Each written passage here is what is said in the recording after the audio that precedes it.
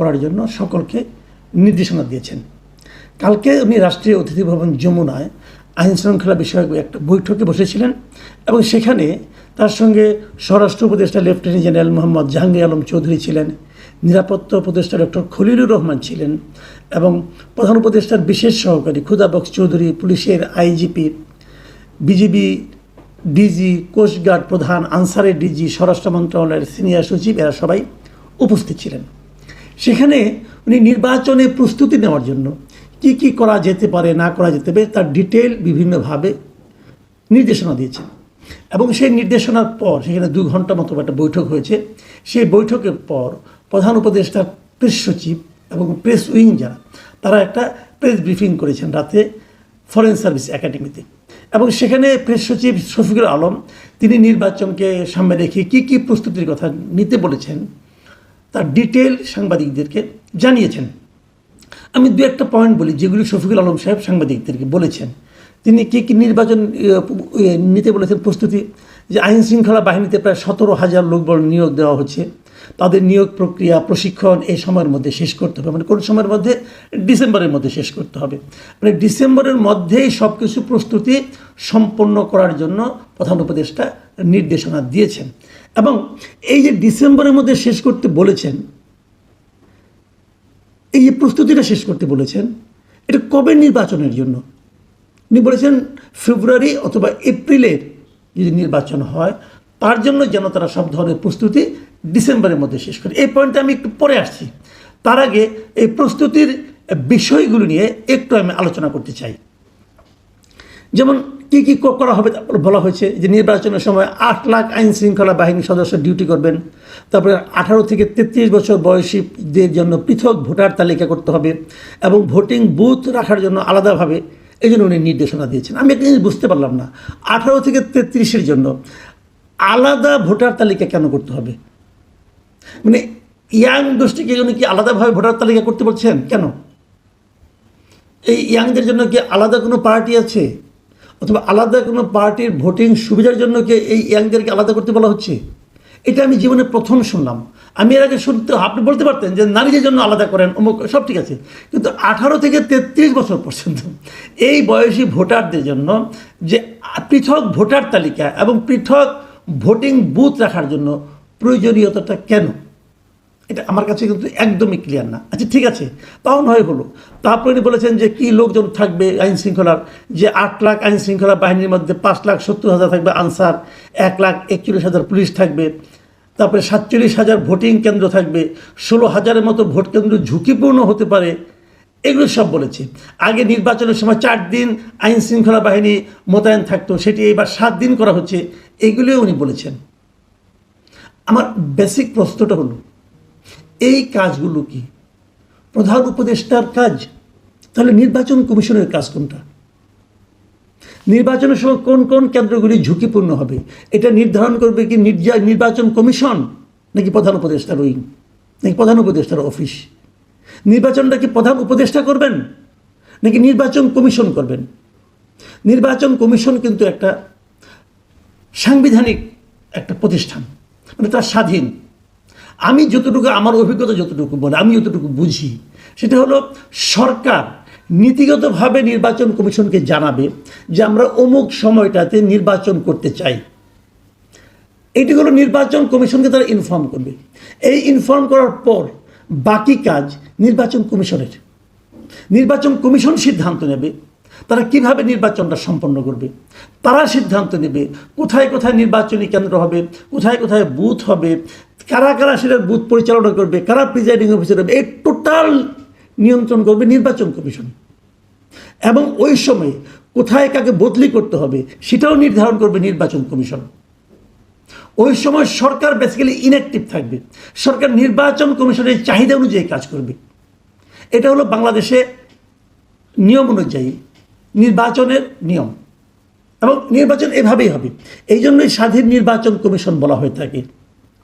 এখন যদি আমার প্রধান উপদেষ্টা সব কিছু ঠিক করে দেন যে কার জন্য ভোটার তালিকা কী হবে, কাকে প্রিজাইডিং অফিসার করা যাবে, কাকে করা যাবে না, এটা তো নির্বাচন কমিশনের কাজ। এই কাজগুলি উনি নির্বাচন কমিশনের সঙ্গে আলাপ করবেন যে উনি কী চান, উনি বলতে পারেন কিন্তু উনার চাহিদা অনুযায়ী হবে, তাহলে আগের প্রধানমন্ত্রী শেখ হাসিনার চাহিদা অনুযায়ী নির্বাচন কমিশন নির্বাচন করেছে, সমস্যাটা কোথায়? তাহলে তো হবে না। সরকারে যিনি আছেন তিনি নির্বাচনের সময় নির্বাচন কমিশনের চাহিদা অনুযায়ী কাজ করবেন, সরকারের চাহিদা অনুযায়ী নির্বাচন কমিশন কাজ করবে না, তাহলে সেই নির্বাচন অবাধ ও নিরপেক্ষ হবে না। এটি বেসিক ফর্মুলা। কাজে উনি কি চান সেটা উনি আইন শৃঙ্খলা বাহিনীর সঙ্গে বলছেন কেন? আইন শৃঙ্খলা বাহিনীকে তো নিয়ে বসবেন নির্বাচন কমিশন, আর প্রধান উপদেষ্টা বসবেন নির্বাচন কমিশনারের সঙ্গে। আমার কাছে এটি ক্লিয়ার না। নির্বাচনে আইন শৃঙ্খলা পরিস্থিতি নিয়ে উনি মিটিং করেছেন, এখানে কিন্তু নির্বাচন কমিশনের কেউ নাই। কেন থাকবে না? নির্বাচন কমিশন তো বলবে যে একটা নির্বাচন করার জন্য তার কি কি দরকার, সেই চাহিদা পূরণ করার দায়িত্ব হলো সরকারের। সেটা কি এখানে হয়েছে? হয়নি। আমি বুঝতে পারলাম না যে এটা কি উনি আইন অনুযায়ী করলেন, ওনার এখতিয়ারের মধ্যে থেকে করলেন। আমার কাছে কিন্তু সন্দেহ আছে। খুব বাহাদুরি নিয়ে এই বিষয়টা প্রচার করা হলো। আমি বুঝতে পারলাম না সেই সংবাদ সম্মেলনে যে সমস্ত সাংবাদিকরা ছিলেন তারা কেন এই প্রশ্নটা করলেন না। আমার কাছে এটাও একটা বিস্ময়কর ঘটনা মনে হয়েছে। কিন্তু আমি আরেকটা কথা বলি, উনি বলেছেন সবাইকে প্রস্তুতি নেওয়ার জন্য যে ডিসেম্বরের মধ্যে প্রস্তুতি শেষ করতে হবে নির্বাচনের।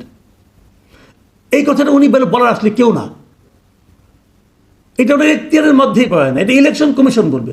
ঠিক আছে, তারপরেও মানলাম যে না ঠিক আছে, উনি যেহেতু সব কিছু করছেন, উনি যখন প্রধান উপদেষ্টা, উনি যখন নিয়মকানুনের ঊর্ধ্বে কাজ করছেন অনেক কিছু, ঠিক আছে করুন। তখন তো আমাদের অবধারিত প্রশ্ন, আপনি যে নির্বাচনের প্রস্তুতি শেষ করতে বলছেন, আপনি নির্বাচনটা কবে করবেন সেটা আগে বলেন। আপনি একজন স্টুডেন্টকে বললেন তুমি তোমার পরীক্ষার সমস্ত প্রস্তুতি শেষ করে ফেলাও। এখন পরীক্ষার্থী বললো ভাই পরীক্ষাটা কবে হবে? ওই ডেট এখনো ঠিক করি না, তুমি প্রস্তুতি শেষ করো। এখন ওই প্রস্তুতি শেষ করলো, করার পর পরীক্ষা কবে ভাই? ওই পরীক্ষা 1 বছর পরে। তাহলে 1 বছর পরে প্রস্তুতি আগে শেষ করতে হবে কেন? আমরা ছোটোবেলায় আমি যে এইভাবে বলি আপনাকে বললো তুমি তোমার খাওয়ার জন্য প্রস্তুতি নাও। তাই আমি বললাম ভাই খাওয়ার জন্য যে প্রস্তুতি নেবো এটা কি দুপুরে খাওয়া নাকি রাতের খাওয়া? ওকে সেটা তোমাকে বুঝতে হবে না, তুমি আগে প্রস্তুতি নাও। তো যদি রাতের খাওয়া হয় তাহলে সকাল 10টায় আমার প্রস্তুতি একরকম হবে, যদি দুপুরের খাওয়া হয় তখন সকাল 10টায় আমার প্রস্তুতি আরেক রকম হবে। আমি যে ডিসেম্বরের প্রস্তুতিটা নেব, আমি কোন সময়ে নির্বাচন করব সেটা সম্বন্ধে কিছু বলেছেন না? সেটা সম্বন্ধে কিছু বলবেন না। কেন বলবেন না? কি কারণে বলবেন না? আপনি ওটা বলেন না, উনি ওইটা বলবেন না। দেখুন, এই সরকার দায়িত্ব নিয়েছে একটা অবাধ, সুষ্ঠু এবং গ্রহণযোগ্য নির্বাচন করার জন্য, কিন্তু দায়িত্ব নেওয়ার 1 বছরের মাথায় এসেও তারা এখনো বলতে চাচ্ছে না যে নির্বাচনটা কবে হবে। খালি অন্য আলাপ করে, সাইড টপ করে যে আপনি প্রস্তুতি নেন, আপনি প্রস্তুতি নেন, অমুক করেন তমুক করেন। আরে ভাই প্রস্তুতিটা নেব কবের জন্য সেটা বলেন। সেটা বলবে না, সেটা বলতে লজ্জা পায়। তো সেই লজ্জাটা কি জরুরি? জরুরি না। আর প্রস্তুতি কীভাবে নিতে হবে সেটা নির্বাচন কমিশন ঠিক করবে। দেখলাম আমাদের প্রেস উইংয়ের যিনি প্রধান আছেন, প্রেস সেক্রেটারি, উনি বললেন যে সেনাবাহিনী থাকবে স্ট্রাইকিং ফোর্স হিসাবে। আরে ভাই এই সিদ্ধান্ত নেওয়ার ক্ষমতা আপনাকে কে দিল? এই সিদ্ধান্ত নেবে নির্বাচন কমিশন। নির্বাচন কমিশন যদি মনে করে এ তার সেনাবাহিনী দরকার আইন শৃঙ্খলা রক্ষার জন্য, তাহলে সেই সরকারকে বলবে আমাকে সেনাবাহিনী দাও। আপনি সিদ্ধান্ত দিতে পারেন না। মানে এরা হচ্ছে কি, যে আমাদের সব কিছু করার এখতিয়ার আছে, আমাদের সব কিছু করার আছে, আপনার এই সাংবিধানিক সুবিধা আছে। তো এইগুলি বলা গায়ের জন্য বলতে পারবেন ভাই, লোকে হাসবে এবং হাসছে।